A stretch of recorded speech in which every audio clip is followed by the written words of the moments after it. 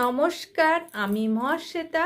প্রিয় ইউটিউব দর্শক সবাইকে আমার চ্যানেল ক্রাফট অ্যান্ড কুকে স্বাগত। আজকে আমি বাড়িতে নিরামিষ রান্না কি করেছি আপনাদের কাছে সেটাই পরিবেশন করব। আসুন দেখে নেওয়া যাক। সকাল থেকেই খুবই বৃষ্টি পড়ছে। এই বৃষ্টির মধ্যে নিশ্চয়ই সবাই মাছ ধরেছো। কে কে মাছ ধরতে ভালোবাসো অবশ্যই কমেন্ট করে জানাবেন। তো আমার তো খুবই মাছ ধরতে ভালো লাগে। আমি আজকে হঠাৎ দেখি পুকুর পাড়ে মাছ উঠছে, দুটো শোল মাছ ধরে আনলাম। এই শোল মাছ দুটো আজকে রান্না করব না, তবে জলের মধ্যে একে আমি রেখে দিব। এদিকে আমি বাগানে চলে এলাম। বাগান থেকে আমি মার্শি ডাঁটা তুলে আনবো।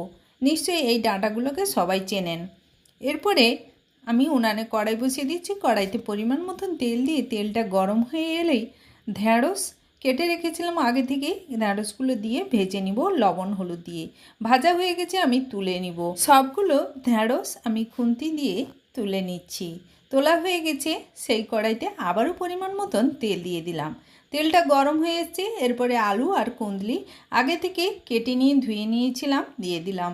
এরপরে লবণ 1 চামচ, হলুদ 1 চামচ দিয়ে আমি ভালো করে নাড়িয়ে দিয়ে ঢাকনা দিয়ে দিব, যাতে জল না দিতে হয়। এই আস্তে আস্তে খুব লো আঁচেই ভাজা হয়ে যাবে। ঢাকনা খুলে দেখব ভাজা হয়ে গেছে।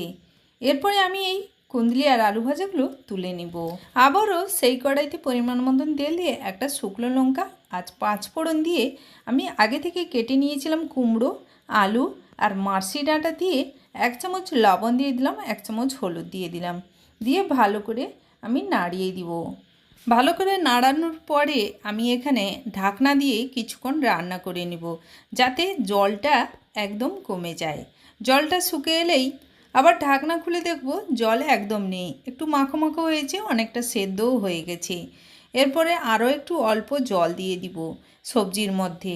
জল দিয়ে 5 মিনিট মতন রান্না করে নেব। যেহেতু আগে ঢাকনা দিয়ে রান্না করে নিয়েছিলাম, অনেকটা সেদ্ধ হয়ে গেছে।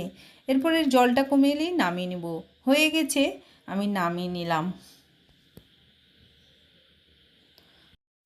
আবারও সেই কড়াইতে আমি ভালো করে কড়াটা ধুয়ে নেওয়ার পর এখানে 2 মুঠোখানি ডাল দিয়ে দিলাম, মুগ ডাল। ডালটাকে ভালো করে ভেজে নিব, তবে একটু কালার চেঞ্জ হয়ে এলেই আমি তুলে নিব। তো ভাজতে থাকবো, লো আঁচে ভাজতে হবে। কালারটা চেঞ্জ হয়ে গেছে, আমি নামিয়ে নিয়েছি। একটা বাটির মধ্যে জলটা দিয়ে ভালো করে ধুয়ে নিব। 3-4 বার ধুয়ে নেওয়ার পর একটা প্রেসার কুকারের মধ্যে ডাল দিয়ে দিব আর অল্প একটু জল দিয়ে দিব। জল দিয়ে আমি এটাকে সেদ্ধ করার জন্য প্রেসারে দিয়ে দিলাম। জল দিয়ে অল্প 1 চামচ মতন লবণ দিয়ে দিব। লবণ দিয়ে ঢাকনা দিয়ে আমি সেদ্ধ করে নিব। এরপরে আমি পুকুর পাড়ে চলে এসেছি। পুকুর পাড়ে অনেক হিংচে শাক হয়েছে। এই হিংচেগুলো আমি তুলে নিব। তুলে এনেছি, ভালো করে বেছে ধুয়ে নিয়েছি। এরপরে হিংচেগুলো বটি দিয়ে খুব ছোট ছোট করে কেটে নিব। এইভাবে ছোট ছোট করে কেটে নিতে হবে। আমি সবগুলো হিংচে একইভাবেই কেটে নিচ্ছি। কাটা হয়ে গেছে। এরপরে আমি কড়াইতে এই হিংচেগুলো দিয়ে দিলাম আর 1 চামচ লবণ দিয়ে অল্প একটু জল দিয়ে ঢাকনা দিয়ে সেদ্ধ করে নিব। এই ঢাকনা খুলে দেখাচ্ছি, অনেকটা সেদ্ধ হচ্ছে, জল ফুটছে। এবার এই জলটা একদম কমে আসবে, যখন শুকনো হয়ে যাবে তখনই ভাববে হিংচেগুলো সেদ্ধ হয়ে গেছে, তুলে নিতে হবে। এইভাবেও সিদ্ধ করতে পারো, নাহলে ভাতের মধ্যেও ফেলে দিয়ে সেদ্ধ করা যায়। আমি এইভাবেই সেদ্ধ করে নিলাম, এরপরে তুলে নিব। তুলে নিয়েছি। আবারও সেই কড়াইতে আমি পরিমাণ মতন এখানে আমি সাদা তেল দিয়ে দিলাম। তেলটা গরম হয়ে এসছে। এরপরে আমি এখানে পাঁপড় ভেজে নিব।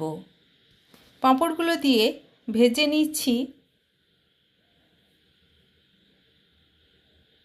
সবগুলো পাঁপড় ভেজে নিয়েছি।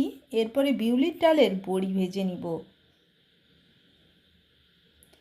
এইভাবে অল্প তেল দিয়ে বড়িগুলো আমি ভেজে নিচ্ছি। ভাজা হয়ে গেছে, তুলে নিব।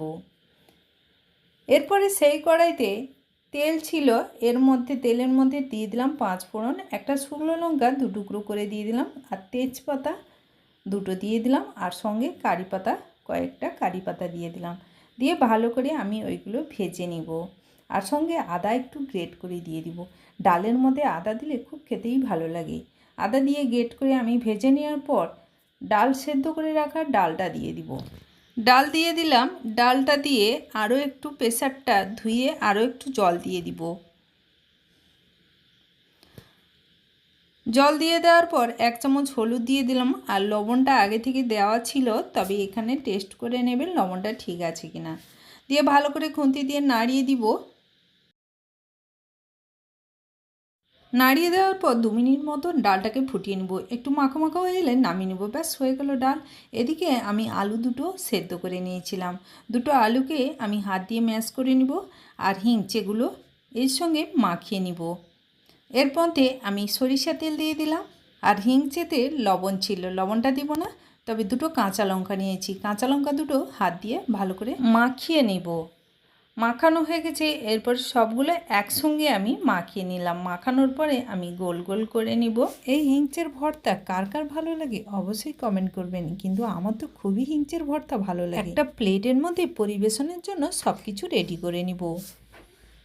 প্লেটের মধ্যে দিয়ে দিব।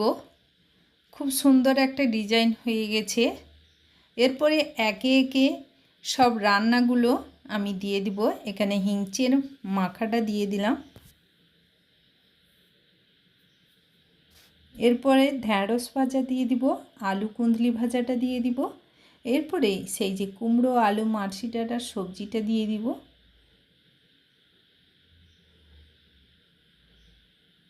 আর সঙ্গে হয়েছে ডাল, ওটা সাইডে রেখে দিব। আর এখানে পাঁপড় ভাজা আর বড়ি ভাজা। এই রকম নিরামিষ থালি কার কার খেতে ভালো লাগে অবশ্যই কমেন্ট করবেন। ভিডিওটি যদি ভালো লেগে থাকে লাইক, শেয়ার ও সাবস্ক্রাইব করবেন। নমস্কার।